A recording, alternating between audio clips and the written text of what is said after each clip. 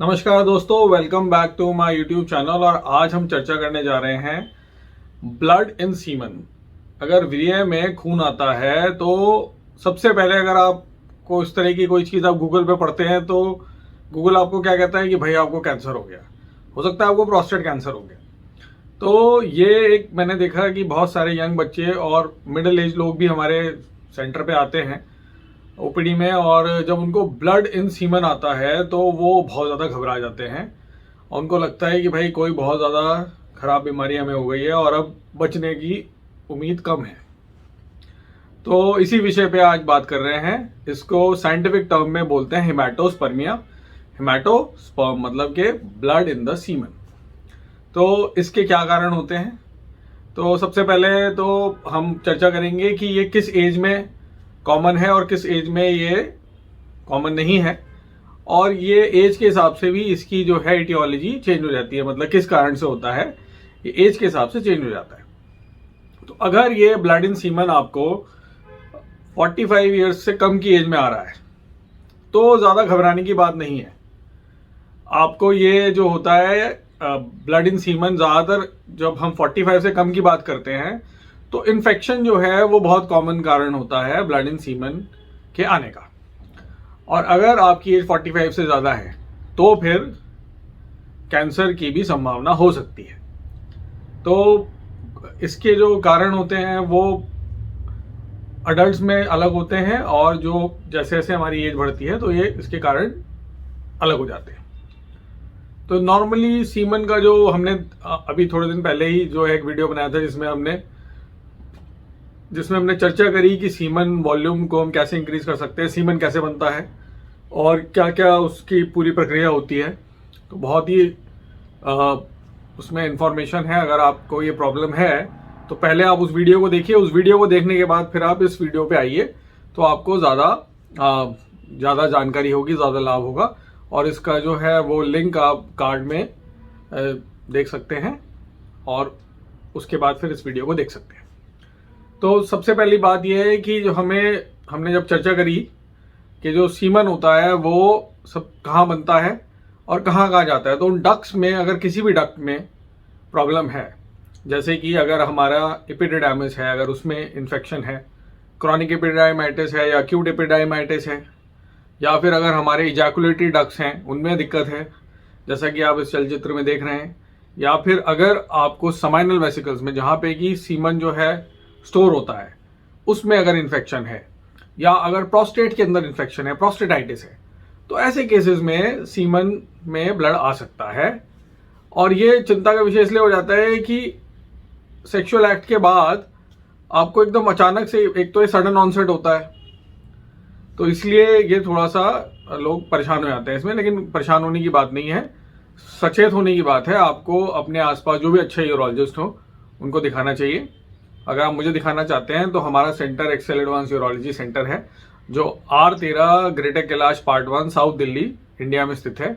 और हम यहाँ पे सुबह जो है 10 बजे से रात के 8 बजे तक के बीच में आप अपना अपॉइंटमेंट बुक करके हमें दिखा सकते हैं।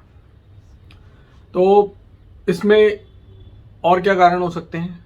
तो बेसिकली प्रोस्टेट में अगर प्रोस्टेट इन्फेक्शन है, प्रोस्टेटाइटिस, या अगर प्रोस्टेट ग्लैंड बढ़ गया है, या प्रोस्टेट कैंसर अगर हो गया है, तो इन सब में जो है सीमन के अंदर, वीर्य के अंदर खून आ सकता है, ब्लड आ सकता है। अगर कभी कभी ये भी पाया गया कि अगर ट्यूबरक्लोसिस है, अगर टीबी है, तो उसमें भी ऐसा हो सकता है।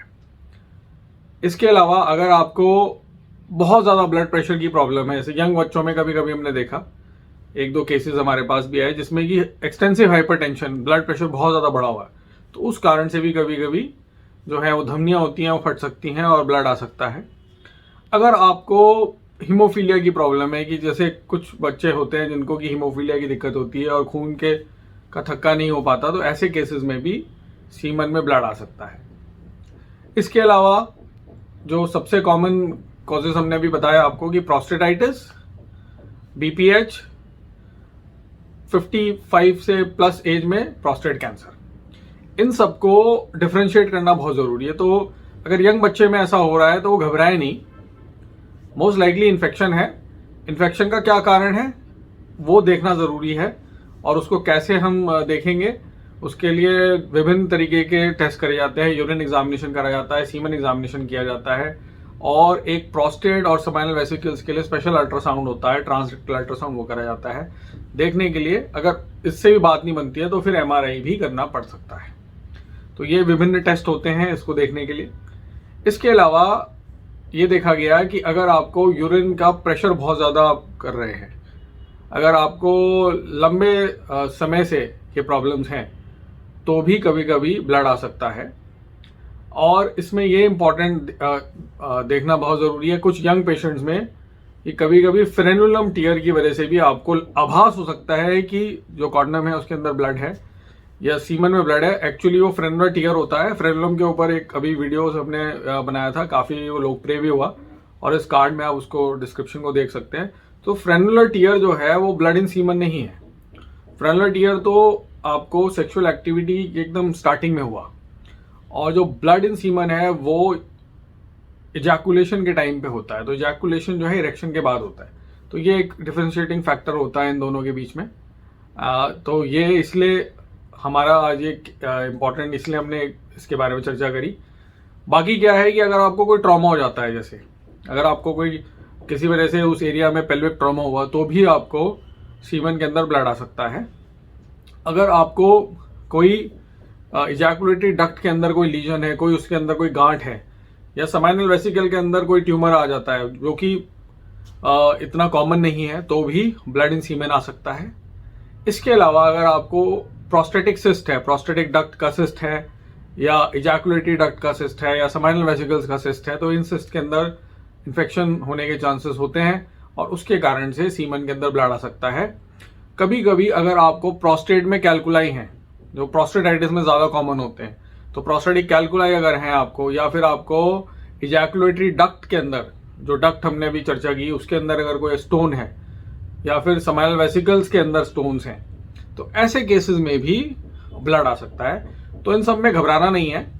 इन सब के अंदर जो है आपको सबसे इंपॉर्टेंट है, दाएं बाएं कहीं ना करें, ज़्यादा गूगल ना करें, यूरोलॉजिस्ट को दिखाएं, जो एक बार आपकी समस्या को देखेगा, परखेगा, और फिर एक अच्छा आपको ट्रीटमेंट देगा, और उससे आपको फायदा होगा। और आई थिंक ये इसी के बाद मैं पूर्ण विराम लेता हूँ। नमस्कार, आपका दिन शुभ हो।